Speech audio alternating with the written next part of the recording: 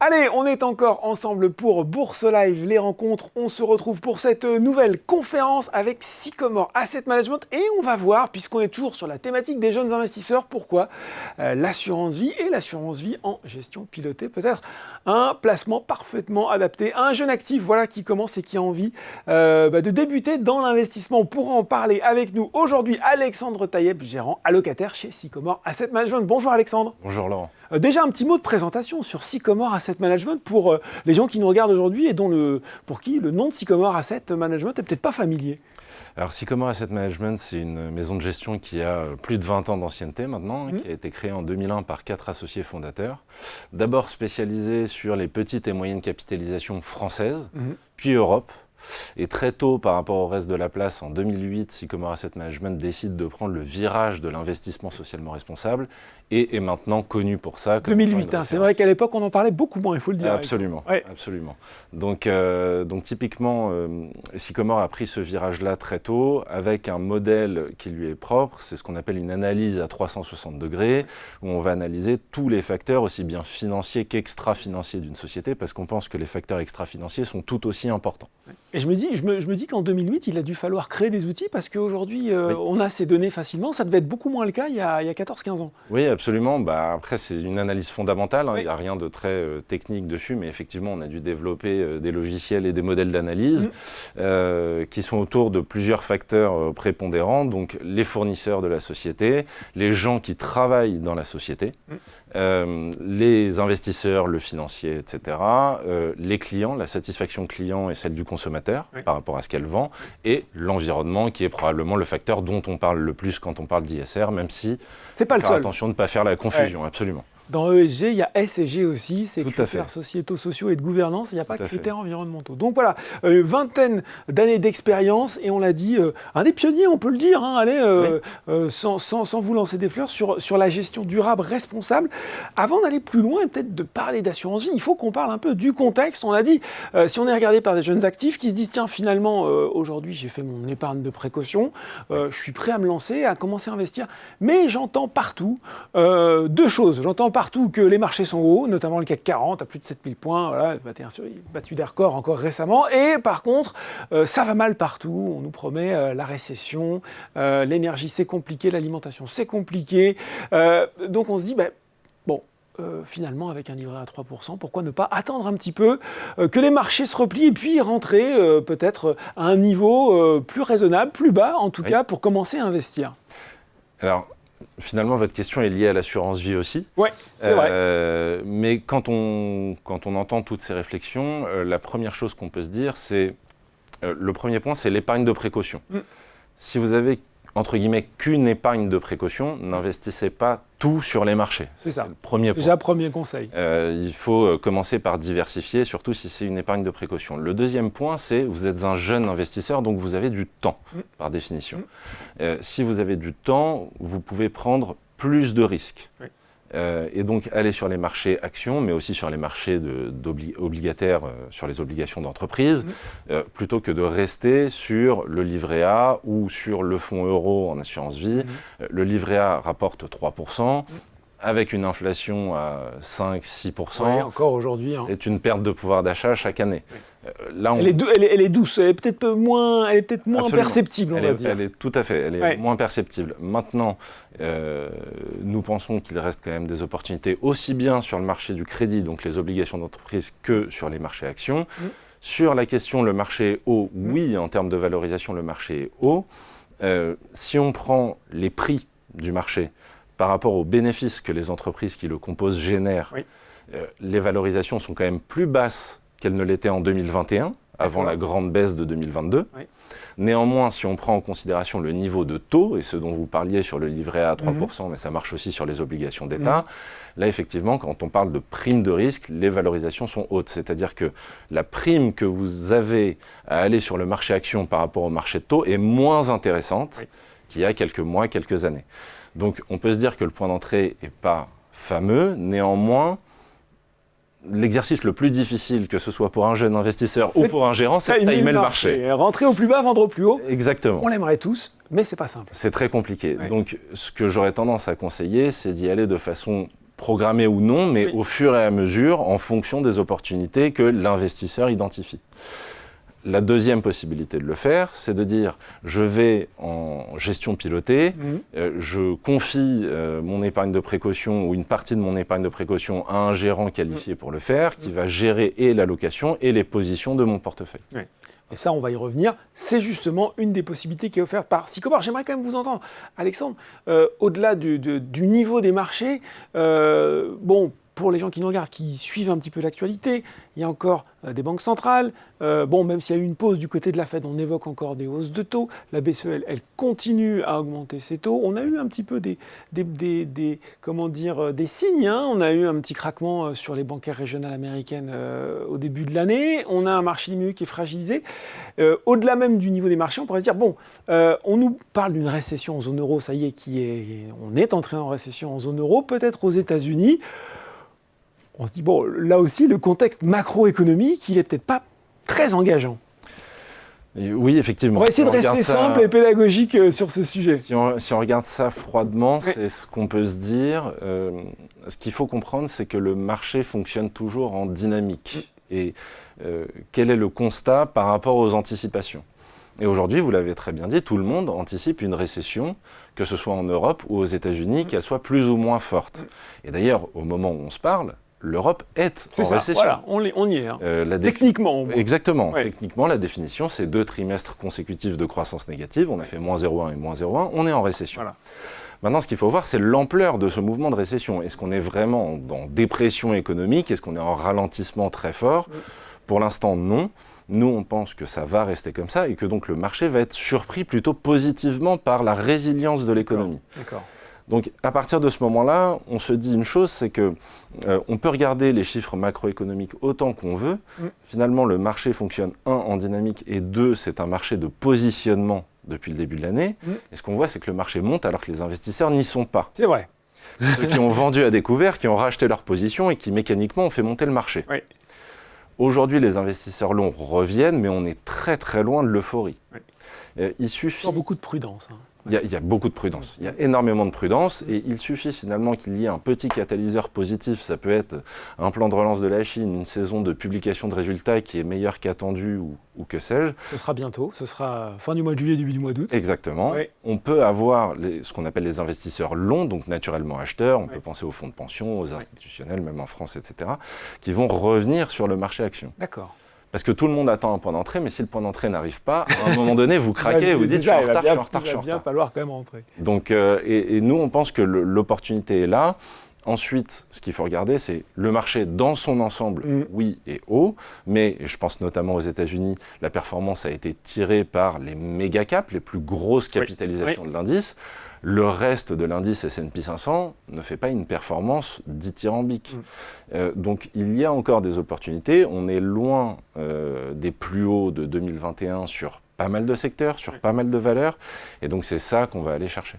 Un point important, Alexandre, que vous avez mentionné, c'est qu'on a une vision peut-être en trompe-l'œil de la performance des indices, où on voit même sur le CAC 40 des indices qui sont tirés par des très grosse capitalisation, souvent dans le même secteur, qui progresse très fort. Peut-être d'ailleurs, on pourrait dire le luxe sur le CAC 40, certaines très grosses tech sur les indices américains, et on a l'impression comme ça que tout le marché monte, alors qu'en fait c'est très concentré. Absolument. Oui. C'est très concentré, parfois sur 3-4 valeurs. C'est ça.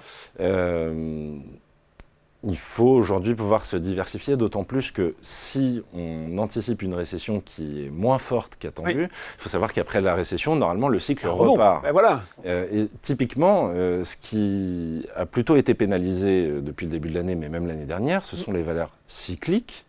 Et je pense notamment... On explique rapidement ce que c'est que les valeurs cycliques. Alors, ce sont les valeurs qui, en général, montent avec le redémarrage du cycle économique, tout simplement. Et dedans, on a les petites et moyennes capitalisations qui, elles, sont très en retard depuis de nombreuses années. Et la question est souvent posée, d'ailleurs, sur les petites et moyennes capitalisations. Est-ce que c'est le moment de revenir, etc. Donc, je pense qu'on peut commencer avec ce scénario-là en se disant, on arrive sur un atterrissage en douceur de l'économie. Les banques centrales viendront aider au moment où elles viendront aider, et le cycle redémarrera à ce moment-là. Alors, quand on vous écoute, on est plutôt rassuré. On se dit, je vois un petit peu mieux comment ça se passe. On se dit quand même, oula, c'est un peu technique. Alors, vous avez abordé la question. Pourquoi finalement ouvrir une assurance vie, ce produit en particulier, pourquoi il peut être adapté à un jeune investisseur, et puis pourquoi en gestion pilotée, peut-être justement quand on n'a ni le temps, ni l'envie, ni on ne pense pas forcément avoir les compétences pour gérer tout ça au quotidien. On vous laisse ce stress en fait. Alors, en fait, On va peut-être commencer par l'assurance vie. Oui, sur l'assurance vie, le point principal, c'est de prendre date, puisque à partir du moment où vous avez 8 ans d'ancienneté sur votre contrat d'assurance vie, fiscalement, c'est beaucoup plus avantageux. Vous n'êtes pas bloqué pour autant, mais au bout de 8 ans, vous avez un taux d'imposition qui est beaucoup plus faible que si vous sortez avant. C'est adapté presque à tous les âges, l'assurance vie, on peut le dire. C'est adapté à tous les âges. Ouais. Mais le but, c'est, si vous avez cette épargne-là, sachant que vous avez une partie qui va aller en fonds euros, c'est une épargne de précaution, que ce fonds euro est garanti en capital et rapporte 2-3%. Selon les fonds euros, oui. Vous avez quand même cette assurance d'avoir une rente minime. Oui. Sur cette partie-là. Donc ça, c'est déjà le premier avantage. Et à partir du moment où vous commencez le plus tôt, vous versez de plus en plus en fonction de... et qu'on verse régulièrement, là aussi, c'est exactement. Important. Ouais. Vous versez régulièrement en fonction de comment votre épargne grossit aussi. Et ensuite, vous avez la partie, ce qu'on appelle en unité de compte. Donc là, c'est hors fonds euros, c'est la partie risquée, disons. Et là, je pense qu'il y a deux branches très claires. Il y en a une où le jeune investisseur va se dire moi j'ai mes convictions, je sais ce sur quoi je veux investir, et donc là autant aller en gestion libre. Et à l'inverse, je ne connais pas les marchés et ça ne m'intéresse pas, je veux voir mon épargne grossir, donc je confie ça à quelqu'un d'autre. C'est vraiment pour moi les deux branches très très différentes. Mais alors sur la gestion pilotée, il y a quand même cette idée de dire comment je peux malgré tout gérer mon risque, même si je vous donne les clés du camion, Alexandre. Alors, la façon dont on peut gérer son risque sur la gestion pilotée, c'est qu'à l'intérieur de la gestion pilotée, si vous tombez, alors après un parcours client et un questionnaire, si vous tombez sur Sycomore AM, vous avez 3 profils différents. Donc vous avez un profil modéré ou disons défensif, un profil équilibré et un profil dynamique. Et là, c'est en fonction, et ça je pense que tout le monde peut l'apprécier, mais le questionnaire va aider, c'est en fonction de l'appétence pour le risque. Le questionnaire, c'est un questionnaire de connaissances. Absolument. Voilà, exactement. Est-ce qu'on sait ce dans quoi on va investir et le niveau de risque associé? Tout à fait. Et donc, à mon sens, aujourd'hui, et encore une fois, malgré le fait qu'en absolu le marché soit haut, si vous êtes un jeune investisseur, vous avez du temps, et quand on regarde la performance du marché action à long terme, on a plutôt tendance à sortir positif de cette aventure. Donc, à partir du moment où vous venez de constituer une épargne de précaution, vous avez une partie qui est garantie en capital, vous pouvez plutôt vous orienter sur la poche dynamique parce que vous avez du temps. Et d'ailleurs, on le dit, c'est même dans les prospectus, en général, le profil dynamique est pour les investisseurs qui ont un horizon de temps supérieur à 5 ans, minimum. Donc bien connaître son horizon d'investissement, ça c'est peut-être un des conseils pratiques qu'on peut donner. Oui. C'est en fonction de... Si vous savez que, je dis n'importe quoi, mais ça peut être un cas quand même pratique assez parlant, si vous avez un achat immobilier à venir pour un jeune investisseur, vous savez que vous allez avoir besoin de cet argent à horizon 3 ans, 4 ans, il vaut mieux privilégier un profil prudent ou un profil équilibré pour, encore une fois, une partie de votre épargne de précaution. Voilà. Et c'est donc en fonction de la situation de chacun que vous allez pouvoir déterminer si vous allez en gestion libre ou en gestion pilotée, et dans la gestion pilotée, sur quel profil. On l'a dit, Sycomore Asset Management, pionnier de l'investissement durable. J'imagine que dans ces différents profils, on retrouve votre philosophie de gestion. Absolument. Et qu'est-ce que ça veut dire concrètement, au-delà des mots? Alors, l'investissement socialement responsable, et je l'ai un peu abordé, ce n'est pas que l'environnement, ce n'est pas que le green, comme on peut entendre parler. Ce n'est pas que des fabricants d'éoliennes, pour simplifier. En fait, au départ, il vaut mieux le présenter comme ça, c'est presque tout l'univers d'investissement. Ensuite, cet univers d'investissement, on le filtre. On le filtre en excluant certains secteurs qu'on ne trouve pas responsables. On peut citer le tabac, la pornographie, l'armement, et même certains secteurs en fonction de notre appétence, mais même certains secteurs comme l'aviation qu'on va exclure pour tout ou partie. Et donc, cet investissement-là, il est responsable parce qu'il va sélectionner, ce n'est pas que de l'exclusion, il va sélectionner et les meilleurs secteurs et les meilleures entreprises sur les pratiques environnementales, sociales et de gouvernance. D'accord. Et donc, ces entreprises-là vont se démarquer par rapport aux autres, que ce soit par rapport aux autres secteurs ou à l'intérieur de leur secteur, par leurs pratiques. Donc évidemment, sur une société d'énergie renouvelable, vous avez cité les fabricants d'éoliennes. Oui, voilà. Très bien, ça marche pour avoir plutôt une bonne appréciation, une bonne note sur la partie environnementale. Mais un fabricant d'éoliennes qui aurait une gouvernance absolument chaotique ne serait pas sélectionné. Maltraiterait ses salariés absolument. Ou autre, oui. Donc voilà, il faut faire la part des choses et finalement c'est des sociétés qui remplissent, j'allais dire, ces 3 critères de manière satisfaisante selon la philosophie de Sycomore qui vont être sélectionnées. Une question quand même, Alexandre. Vous savez, c'est aussi une thématique, on dit il y a beaucoup de greenwashing, on fait beaucoup maintenant de communication autour de ces thèmes. S'il n'y a pas vraiment d'honnêteté intellectuelle derrière, quelle est votre position sur ce sujet-là ?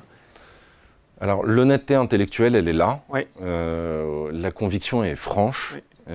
Et d'ailleurs, on le voit, puisque ça a été assez difficile en termes de performance, notamment sur la partie environnementale, mais on peut parler d'autres secteurs qui sont investissements socialement responsables et qui ont été en retard par rapport au marché, qui, encore une fois, vous le disiez, le CAC 40 a été tiré par le luxe. 2022, année des énergies fossiles aussi, voilà. La crise énergétique, de l'armement aussi, malheureusement, absolument. À cause de ce qui s'est passé en Ukraine. Donc oui, c'est sûr que... Et donc finalement, des secteurs qui, par définition, ne sont pas tellement socialement responsables, ont été tirés vers le haut, et le reste a été plutôt en retard. Oui. À aucun moment, ça nous a fait changer notre fusil d'épaule sur la philosophie qu'il fallait modifier, etc. Pas du tout. Donc, les convictions, elles sont là et elles sont là pour rester. La deuxième chose, c'est qu'il faut faire attention sur l'investissement socialement responsable. Et je pense qu'il faut informer le jeune investisseur là-dessus. Tout ne va pas être parfait. On travaille et on donne tout pour analyser du mieux possible toute société qu'on va entrer en portefeuille. Néanmoins, il peut tout à fait y avoir quelque chose de caché. Il y a eu des cas sur des entreprises qui étaient vertueuses en termes socialement responsables, justement, de mauvaises surprises. Ça arrive à titre financier, sur un bilan qu'on aurait mal lu. Oui, les comptes ne sont pas aussi bons qu'on le pensait. Exactement, et ça peut arriver sur le côté extra-financier. Donc voilà, néanmoins, à partir du moment où on a la déclaration d'un souci sur une société qu'on aurait sélectionnée, on va faire de la communication, on va faire de l'engagement avec elle. Donc le travail finalement ne s'arrête pas là. Une fois qu'on a une mauvaise surprise, on ne se dit pas bon bah ça y est, on vend et puis on lâche le cas, on n'y reviendra plus jamais. C'est pas ça, c'est vraiment un suivi de l'entreprise et finalement comment on peut solutionner ce problème-là. Donc vous pouvez investir dans une entreprise qui serait encore en transformation quand je vous écoute, mais qui irait dans le bon sens. Totalement. C'est ça. Totalement. Bon, justement, en termes de performance, qu'est-ce que ça donne un petit peu ? Vous avez quelques chiffres à nous communiquer ? Alors, sur les performances de la gestion pilotée en 2023, alors je vais d'abord revenir sur 2022. 2022, il faut savoir que tous les profils ont été en performance négative. D'accord. Je reprécise que le profil défensif n'a aucune garantie en capital. Oui. Et que quand le marché obligataire, comme le marché action, se retourne à la baisse, on ne peut pas faire de tour de magie, on doit être investi. Oui. Pour ceux qui voudraient en savoir plus sur cette thématique, on en a parlé avec Alexandre dans un Bourso Focus, je vous inviterai à le regarder. On va pas refaire un développement là-dessus, mais absolument. Voilà, 2022, année assez spéciale de ce point de vue-là. Et donc en 2023, ce qu'il faut comprendre, c'est que dès le début de l'année 2023, on a un retournement haussier du marché qui part dès la première séance, dès le 2 janvier. On a une belle séance. En fanfare. En fanfare. Et on a donc, ce que je disais, les rachats de vente à découvert qui font monter mécaniquement ce marché. Mais il n'y a pas le fondamental pour dire, OK, je me réinvestis totalement sur le marché action, il faut prendre la hausse dès le 2 janvier. Oui.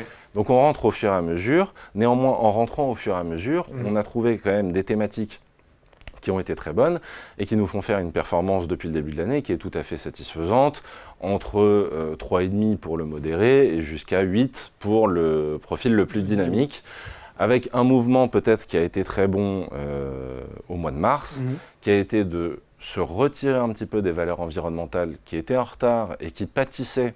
Alors c'est assez contre-intuitif. Oui, c'est ce que j'allais dire. Attendez, il va falloir m'expliquer. Les valeurs environnementales, en fait, sont très liées au prix des matières premières fossiles. Oui. Si le prix du pétrole baisse très fortement, le pétrole n'est pas cher, donc vos énergies renouvelables sont moins intéressantes. Oui, forcément. Exactement. Oui. Et donc, elle pâtissait un peu de ça, de la baisse du prix des matières premières. Donc on a retiré un peu de nos positions environnementales pour se renforcer sur la thématique technologique. D'accord. Et on a un fonds qui s'appelle Sycomore Sustainable Tech, donc tech durable chez Sycomore, qu'on a rentré assez fortement dans le portefeuille et qui a profité notamment de tout l'engouement sur l'intelligence artificielle. C'était vraiment porteur, oui, de ce début d'année. Mais encore une fois, qu'il le fait de manière responsable. C'est-à-dire qu'on ne va pas trouver de GAFA, donc pas les méga caps tech américaines dans le portefeuille, mais on va trouver d'autres valeurs qui ont très très bien marché, notamment sur les semi-conducteurs et sur la cybersécurité. D'accord.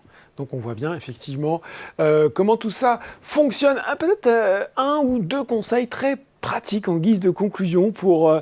allez, là, vous avez quand même fait une explication assez complète. Qu'est-ce qu'on peut dire pour achever de convaincre les gens qui nous regardent ? Alors, le premier point sur l'assurance vie, prenez date rapidement. Voilà. Ça sert toujours. Ouvrez un contrat assurance vie, ça c'est la base. Voilà. Même en mettant les 300 € minimum. Absolument. Voilà, exactement. Même si vous n'avez que 3 ans d'horizon de temps, c'est pas grave. Ouvrez un contrat d'assurance vie, prenez date, c'est un très bon conseil. Le second conseil, c'est essayer de savoir ce que vous voulez vraiment. Si vous n'avez pas d'idée, optez pour la gestion pilotée. Si vous êtes convaincu que votre épargne doit être responsable, faites-le plutôt chez Sycomore AM. Si à l'inverse, vous avez une thématique qui vous intéresse profondément, je reprends l'exemple de la technologie. Bien sûr. Les portefeuilles de Sycomore AM ne seront pas investis à 100% sur la technologie. Donc, faites-le en gestion libre pour partie et en gestion pilotée pour finalement... une approche plus diversifiée, sans doute. Voilà, donnez ça à un professionnel. Et enfin, le dernier conseil, c'est n'essayez pas de timer le marché. N'essayez pas de timer le marché. On essaye tous, c'est extrêmement compliqué. On peut avoir de la réussite en le faisant. Ce sera... Mais pas tout partie liée à la chance, très franchement. Pas trop prendre la confiance dans ces cas-là. Voilà. Mais essayez de, finalement, faites des versements programmés. Sur le long terme, vous sortirez gagnant très probablement de ces marchés. Voilà les bons conseils et les explications convaincantes d'Alexandre Taïeb, gérant allocataire chez Sycomore Asset Management sur la gestion pilotée, qu'on retrouve dans le contrat d'assurance vie Boursorama Vie. Merci beaucoup Alexandre. Merci Laurent. C'est fini pour cette conférence, mais Bourse Live ça continue, alors restez avec nous et puis n'oubliez pas d'aller sur les stands de nos partenaires, de nos invités pour poser toutes les questions que vous avez à poser. Allez, on se retrouve tout de suite, à très bientôt.